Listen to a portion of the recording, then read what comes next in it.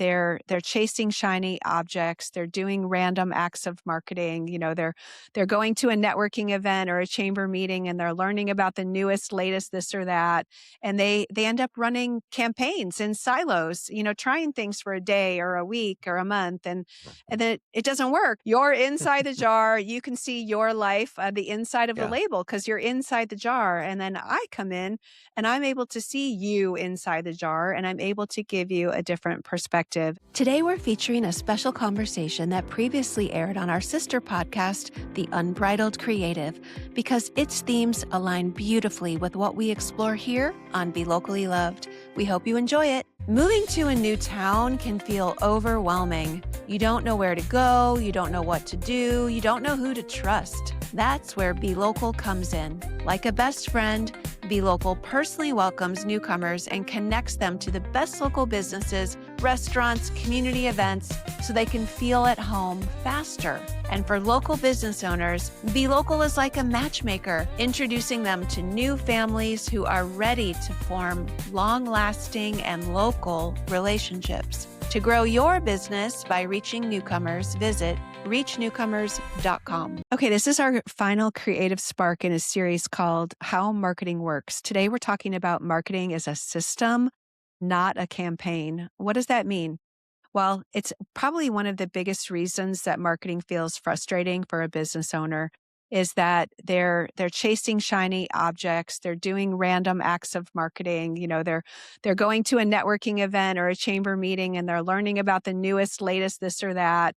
And they end up running campaigns in silos, trying things for a day or a week or a month. And then it doesn't work. And then they say it doesn't work. But what they actually need is a system, something that puts it all together so that they're actually running a marketing strategy and not just doing random acts of marketing. And you know what? I do understand being a marketer, being a brander, being a business owner, I get inundated with ads all the time that make me feel like I'm not doing it right, that Right. make me feel like this thing over here is better.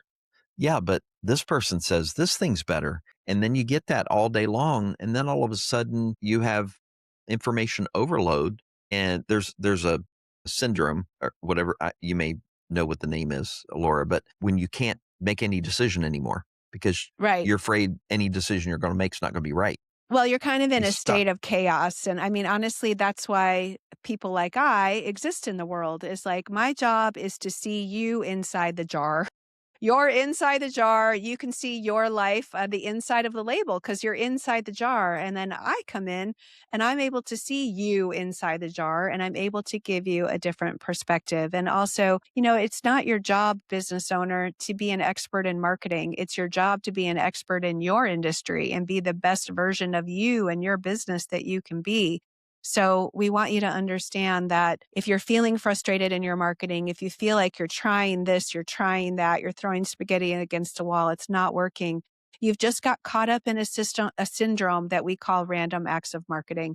And the first thing to do is to just stop, Yeah. step back and say, who's my ideal client? Again, I go back to the 4 M's. Who's my ideal client? Where are they?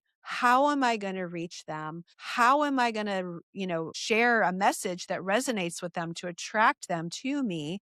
And what moment do I need to be in front of them so that I have the greatest chance of doing business with them? So I don't want you to feel bad if you're feeling frustrated because this is something Trent and I see. Probably, I think I've seen it for my entire Oh, career. yeah.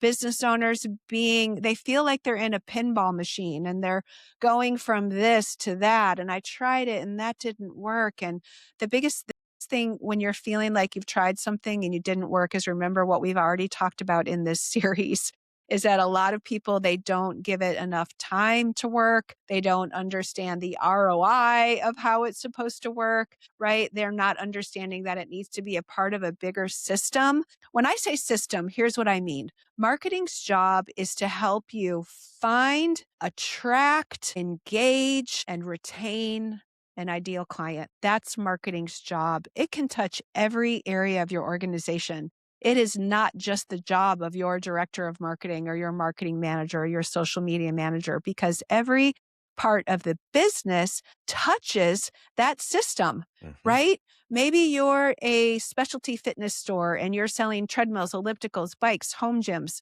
Your marketing department is out there trying to build brand awareness for your store, but it's your job to take that phone call when they call. It's your job to be friendly and helpful and not salesy. It's your job to let them know what's going to happen next before that equipment gets delivered. It's the job of your delivery team to make sure they don't track mud in the shoes or leave parts or, scuff the walls. Like, all of us contribute to the client experience. And part of that is understanding that marketing is really trying to manage that entire client experience from awareness, interest, desire, action. And we haven't dove into this yet, but retention. Like, we don't just want them to buy one time. We want them to keep coming back to us for life. We did touch on the lifetime value of a customer in the last episode. Is we also have to be thinking as marketers about retention. What can we do to surprise and delight? What can we do to call them back? What can we do to get them or encourage them to give us a review or leave us a recommendation or leave us a referral? And that's what I mean by system. You really have to look at how marketing touches the entire operation. Mm. I had a thought earlier when you mentioned that what your job has always been is to me, the business owner, I'm in a jar, and for you to see me and what my job is. Well, That's right. the image I got in my head was, I used to collect lightning bugs and I put them in a jar and then I imagine myself, okay, I got this one lightning bug in the jar. I imagine myself as that lightning bug, but I don't know I'm a lightning bug. And then your job was to say, hey, Trent, you know what? You are being a light to people in the world in your own creative way. Your jar isn't for you to be stuck. Your jar Right. is for you to be a light That's right. and to use that in a way that empowers other people. So if you feel tense, if you feel intimidated with all of this information we talk about, especially in the past episodes as well as this one, just remember you are to be a light to the world around you, an unbridled creative light to guide other people to light their path towards what you're able to serve them with. That's right. And we're going to keep today's episode really short. I just want you to be thinking, what's the difference between a campaign and a system? A campaign is short term, it's single channel, it's one effort, and you're quickly saying, did it work? You're looking for a very quick hit on that. Systemic thinking is long term with multiple touch points. It's omni-channel. It's a connected experience. And the question is it building momentum? So this goes back to our ROI conversation. We're not saying, did this deliver a transaction in a minute, a day, a week, a month, or a year? We're saying, is it building momentum for our business? Are we growing? Are we having more awareness, more people talking about us, more people looking at our website, all of those things. So the shift is to stop asking, what should I try next? Like, if you're out there going, I don't know how to market my business, what should I try next? I want you to start asking, what part of my system is missing? Where are people checking out? Like, where am I losing them in that funnel? Like, am I getting that brand awareness, but they're not going to my website? Like, you're going to need to look at it as a system and see where people are falling off, how the pieces work together. Because when we're able to see it as a system and look at the parts that are weak, then we can build a system that's strong and marketing stops feeling random and it starts feeling reliable. Love that. We could stop right there even. Well, let me bring it back to a place of peace and calling for our Yes. unbridled creatives, because this is the moment that you're going to move from chaos to clarity. This is the moment that you're going to move from guessing to building something intentional.